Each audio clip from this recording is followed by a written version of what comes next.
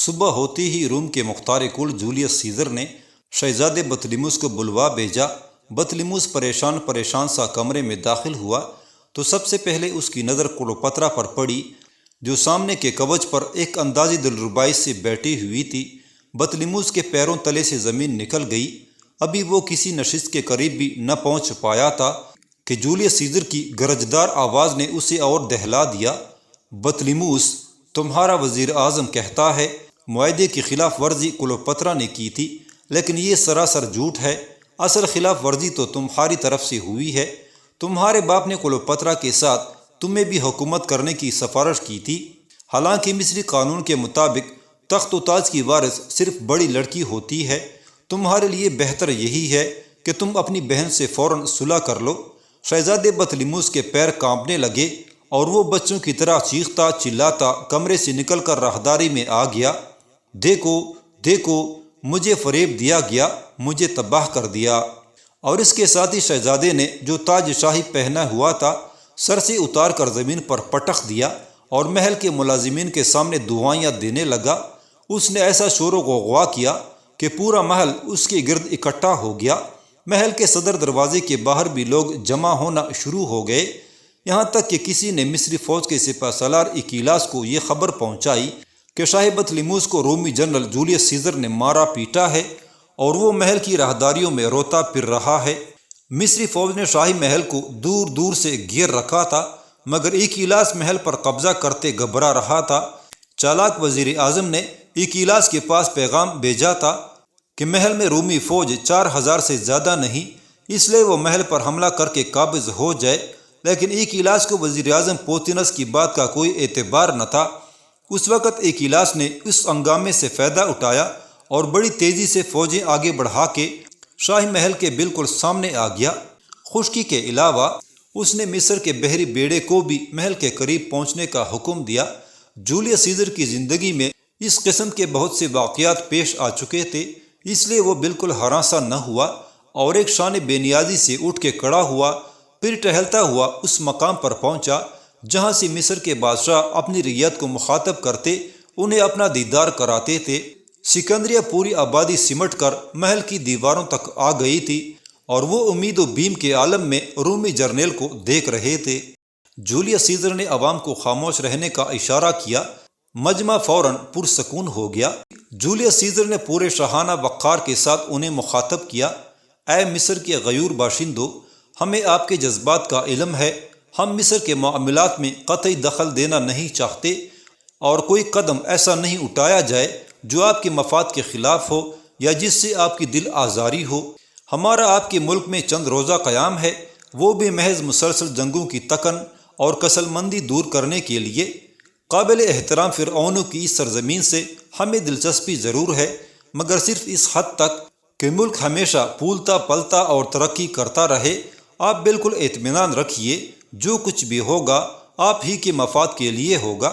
Julius scissor نے اپنے مصلحت آمیز جملوں سے عوام میں ابھرتے ہوئے باغیانہ جذبات کو ٹھنڈا کر دیا اور یہ سوچنے پر مجبور ہو گئے کہ شاہ بطلیموس نے ضرور کوئی ایسی غلطی کی ہوگی جس کی بنا پر روما کے جرنیل نے ڈانٹا ٹپکارا ہوگا۔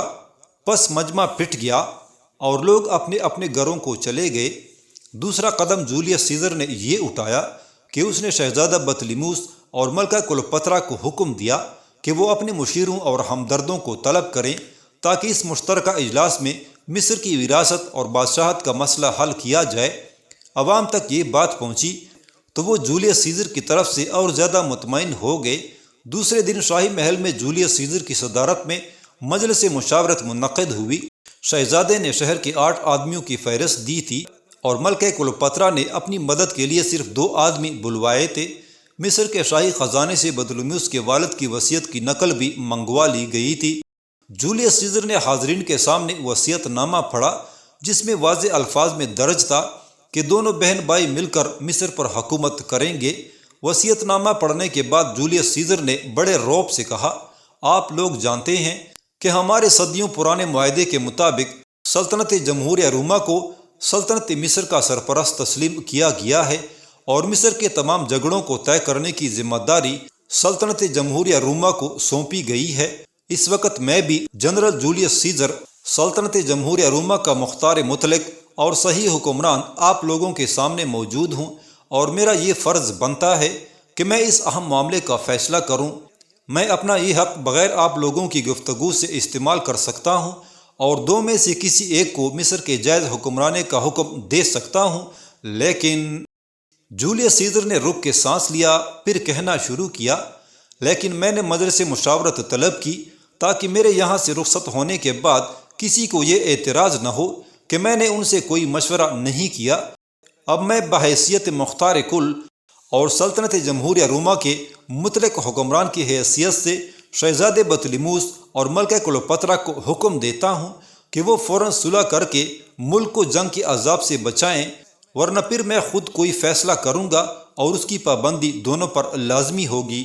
شہزادہ بطلیموس اگرچہ کم سن تھا، مگر اس قدر نادان بھی نہ تھا کہ جولیس سیزر کی گفتگو کے تیور اور ملکہ کلوپترا کی خود اعتمادی اور انداز بے نیازی یہ اندازہ نہ لگا سکتا کہ اس کی خوبصورت بہن کلوپترا نے سلطنت جمہوریہ روما کے اس جرنیل کو اپنے شہر میں اسیر کر لیا ہے جس کے حکم پر بڑی بڑی حکومتوں کے تختے الٹ سکتے ہیں۔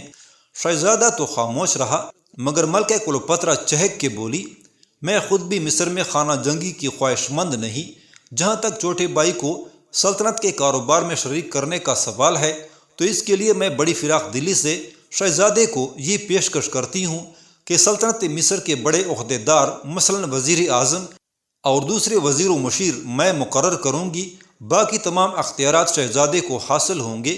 شہزادے بطلیموس نے اس پیشکش پر شدید احتجاج کیا۔ اس نے صاف الفاظ میں کہا، یہ تو میرے خلاف کوئی بڑی گہری سازش معلوم ہوتی ہے۔ جب تمام وزراء اور مشیر ملکہ کلوپترا کے ہوں گے تو میں حکم کس پر چلاؤں گا؟ میری بات کون مانے گا؟ کلوپترا نے پروقار انداز میں کہا، شہزادے بطلیموس، حکم مانا نہیں جاتا بلکہ منوایا جاتا ہے۔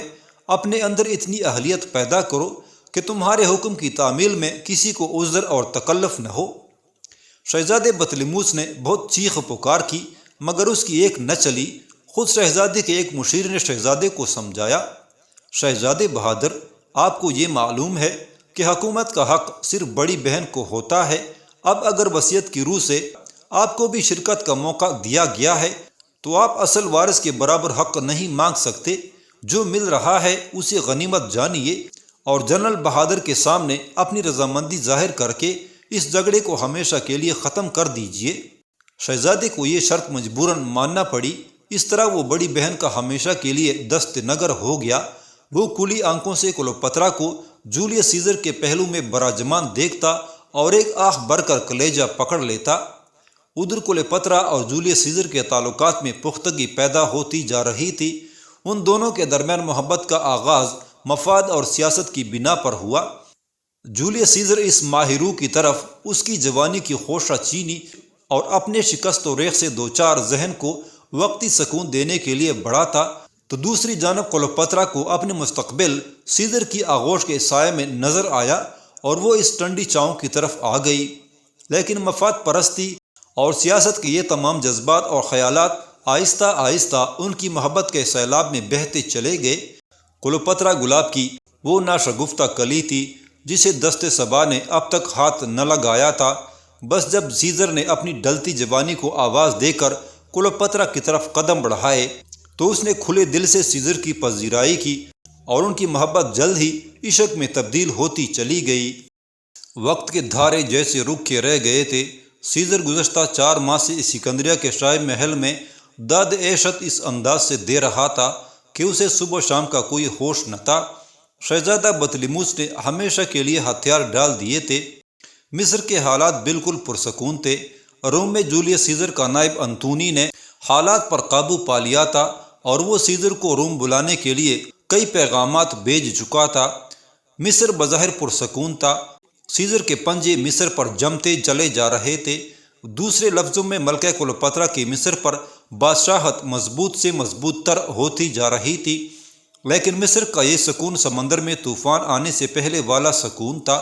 کئی قباحتیں اور زلزلے زیر زمین کروٹیں بدل رہے تھے۔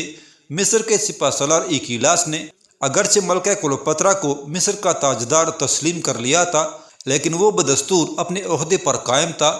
اس لیے کہ فوج اس کے قابو میں تھی اور وہ کوئی ایسا حکم ماننے پر آمادہ نہ تھا جس سے بطلیموس کے مفاد کو کھلا ہوا نقصان پہنچنے کا امکان ہو۔ جولیس سیزر اپنی عشق و محبت کے کھیل کے ساتھ ساتھ مصر کی مخالف جماعتوں کے ساتھ بھی چوہی بلی والا کھیل کھیل رہا تھا۔ خطرناک قسم کے کھیل کھیلنا دراصل سیزر کی فطرت میں داخل تھا۔ جب اسے معلوم ہوا کہ بطلیموس کا وزیر اعظم پوتینس نے، جسے سیزر نے شاہی محل میں زیر حراست رکھا تھا، مصر کے سپہ سالار سے از سرنو خط و کتابت شروع کر دی ہے اور وہ دونوں اس کے خلاف کوئی خوفناک سازش تیار کرنے میں مصروف ہیں، تو سیزر ایک لمحے کے لیے کچھ چونکا، مگر اس وقت کسی طرف سے کلوپترا مسکراتی ہوئی آ گئی اور سیزر کے تمام خطرات اور خدشات کلوپترا کی مسکراہٹ میں دب کے رہ گئے۔ کلوپترا اور جولیس سیزر کا جوڑا کچھ ایسا برا بھی نہ تھا۔ کلوپترا کے حسن و جمال اور حسن جلال کا کوئی ثانی ہی نہ تھا۔ جوانی دراصل خود بھی ایک حسن ہوتا ہے، اس پر کسی حسین صورت کی جوانی وہ تو سونے پر سہاگا بن جاتی ہے۔ سیزر کی عمر اگرچہ 50 سال سے تجاوز کر چکی تھی، لیکن سپاہیانہ جفاکشی نے اسے اب بھی مضبوط اور توانا بنا رکھا تھا، اور جب وہ مسکرا کر کلوپترا کو دیکھتا تو 20 سال کی الہڑ ملکہ کے سینے میں گدگدیاں پیدا ہو جاتی تھیں۔ اس دوران جمہوریہ روما سے جولیس سیزر کو نوید بھیجی گئی کہ سیزر کو آئندہ سال کے لیے روم کا آمر مطلق بنا دیا گیا ہے۔ اس خبر پر پورے مصر میں خوشیاں منائی گئیں اور جگہ جگہ چراغاں ہوا، بلکہ جشن کی صورت پیدا ہو گئی۔ کلوپترا کا دل دھڑکا کہ شاید اب سیزر روم واپس چلا جائے گا، مگر سیزر تو اس کی زلفوں کا ایسا اسیر ہوا تھا کہ اس سے نکلنے کا نام نہ لیتا تھا۔ سیزر نے طے کر لیا تھا کہ وہ جب تک مصر پر پوری طرح اپنا قبضہ جما کے کلوپترا کو اس قدر طاقتور نہیں کر دیتا کہ اس کے تخت و تاج کو کسی طرف سے کوئی خطرہ نہ رہے، اس وقت تک روم کا رخ نہ کرے گا۔ یوں تو مصر کے حالات پوری طرح سیزر کے ہاتھوں میں تھے، مگر زیر حراست وزیر اعظم پوتینس آئے دن ایک نہ ایک ایسی حرکت کر گزرتا جس کی وجہ سے سیزر کا سکون برباد ہو جاتا۔ وہ پوتینس کو قتل کرا سکتا تھا، مگر اس سلسلے میں وہ مصلحتاً تاخیر سے کام لے رہا تھا۔ اسے یہ تو معلوم تھا کہ پوتینس اور مصری سپہ سالار اکیلاس میں خط و کتابت ہے، ان کے کئی خطوط پکڑے گئے تھے، مگر سیزر پوتینس کو اس لیے قتل نہیں کرا رہا تھا کہ اس کے ذریعے سیزر کو مصری سپہ سالار کی سازشوں کا علم ہو جاتا تھا۔ سیزر نے وزیر اعظم پوتینس پر سخت پہرا لگا رکھا تھا۔ اس کے جاسوس پوتینس کے اس بڑے حال سے جس میں وہ قید تھا مصری لشکر تک پھیلے ہوئے تھے۔ مصری لشکر جو قدم اٹھانا چاہتا اس کی اطلاع وہ خط کے ذریعے وزیر اعظم پوتینس کو بھجوایا کرتا۔ راستے میں سیزر کے جاسوس نہ صرف وہ خط پڑھ لیتے بلکہ اس کی نقل سیزر کو پہنچا دیتے تھے، جو فوری طور پر دشمن کی سازش کو ناکام بنا دیتا تھا۔ لطف کی بات یہ تھی کہ اس قسم کی سازشوں سے سیزر اپنی محبوبہ کلوپترا کو بے خبر رکھتا تھا۔ پھر جب وہ سازش ناکام بنا دیتا تو ہنس ہنس کے کلوپترا کو بتاتا کہ اس کے وزیر اعظم اور سپہ سالار نے یہ چال چلی تھی جس کا اس نے اس طرح توڑ کیا۔ کلوپترا اس سازشی ماحول سے سخت ناراض تھی اور سیزر پر زور دیتی تھی کہ وہ ان دونوں نامراد افسروں کا ہمیشہ کے لیے خاتمہ کر دے، مگر سیزر اس سے کہتا ٹھنڈا کر کے کھاؤ ورنہ منہ جل جائے گا، یا پھر اسے یہ سبق دیتا کلوپترا دشمن کو اس وقت تک برداشت کرو جب تک تم میں قوت برداشت ہے۔ لیکن اس دن خود جولیس سیزر کی قوت برداشت جواب دے گئی جب اسے اپنے محکمہ سراغ رسانی کے اعلیٰ افسر نے ایک قدرے وحشتناک خبر بھجوائی۔ یہ ہفتہ جشن کا آخری دن تھا۔ جولیس سیزر کو اپنے آمر مطلق ہونے کی جب خبر ملی تھی تو اس نے جشن خوشی و مسرت منانے کا اعلان کر دیا تھا، اور یہ جشن ایک ہفتے تک جاری رہا۔ آخری دن سیزر کے افسر سراغ رسانی نے عین اس وقت جب رقص و سرور کی محفل شباب پر تھی اور دور شراب چل رہا تھا اسے الگ لے جا کر مطلع کیا۔ عالی مقام فرمان روائے روم، آج خاندان بطلیموس کی چھوٹی شہزادی آرمینو فرار ہو گئی ہے۔ سیزر چونک پڑا، کیسے فرار ہو گئی؟ وہ تو اس محل میں ہماری قید میں تھی۔ افسر نے اسے بتایا وہ ہماری حراست میں تھی، مگر اس کے کہیں آنے جانے پر پابندی نہیں تھی، چنانچہ وہ اپنے اتالیق گینی میڈ کے ساتھ محل سے نکل کر مصری فوج میں پہنچ گئی ہے۔ سیزر نے کچھ سوچتے ہوئے خود کلامی کے انداز میں کہا کلوپترا نے ٹھیک ہی کہا تھا کہ آرمینوں کی آنکھوں سے بغاوت ٹپکتی ہے، وہ ایک دن ضرور بادشاہت کا دعویٰ کرے گی۔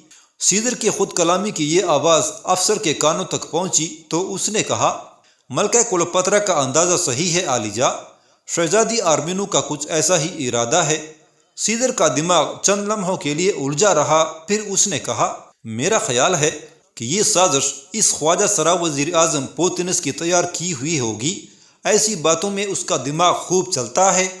نہیں عالیجا، افسر نے تردید کرتے ہوئے کہا، وزیر اعظم پوتینس پر ہم نے سخت پہرہ مقرر کیا ہے، اگر اس نے یہ سازش کی ہوتی تو ہمیں فوراً علم ہو جاتا۔ دراصل اس سازش کا سرغنہ شہزادی آرمینو کا اتالک گینیمیڈ ہے، یہ سب کیا درا اسی کا ہے۔ تمہارا خیال درست معلوم ہوتا ہے، سیزر نے تائید کی۔ بطلیموس خاندان پر اتالیکوں کا بہت اثر معلوم ہوتا ہے۔ شہزادہ بطلیموس کے اتالک تھیوڈوٹس نے ہی جنرل پومپی کو قتل کیا تھا، پھر جب اس نے اس کا سر میرے سامنے پیش کیا تو مجھے اس پر غصہ آ گیا اور میں نے اسے ڈانٹ کر بھگا دیا۔ افسر نے گھبرا کر پوچھا، عالیجا، کیا آپ نے اس اتالیک کو قتل کرا دیا تھا؟ نہیں، میں نے اسے صرف اپنے محل سے اٹھوا دیا تھا۔ عالیجا، یہ بھی تو ہو سکتا ہے کہ وہ اتالیک ابھی زندہ ہو اور اس وقت مصری فوج میں موجود ہو، ایسی معمولی باتوں میں وقت ضائع نہیں کیا جا سکتا۔ یہ کہتے ہوئے سیزر نے اپنے افسر کی طرف سے منہ گھما لیا۔ یہ ایک شاہانہ اشارہ تھا کہ سیزر اس سلسلے میں مزید کوئی گفتگو نہیں کرنا چاہتا۔ افسر خاموش رہا اور جولیس سیزر شراب و کباب کا لطف اٹھانے پر محفل میں واپس پہنچ گیا۔ لیکن اس واقعہ کے دوسرے ہی دن جولیس سیزر کے مصری حجام نے، جو دراصل سیزر کا جاسوس تھا، اپنے آقا کے سامنے ایک ایسا خط پیش کیا جسے پڑھ کر سیزر آپے سے باہر ہو گیا۔ حجام کا پیش کیا ہوا یہ خط دراصل اس خط کی نقل تھا جو بطلیموس کے زیر حراست وزیر اعظم پوتینس نے مصری سپہ سالار ایکیلاس کو لکھا تھا۔ جولیس سیزر کا یہ مصری حجام پوتینس کی حجامت بنانے کے فرائض انجام دیتا تھا اور اس کے پاس اس کا آنا جانا تھا۔ پوتینس نے اس حجام کو اپنا رازدار بنایا اور یہ خط لکھ کر اسے دیا کہ وہ کسی طرح اسے مصری سپہ سالار تک پہنچا دے۔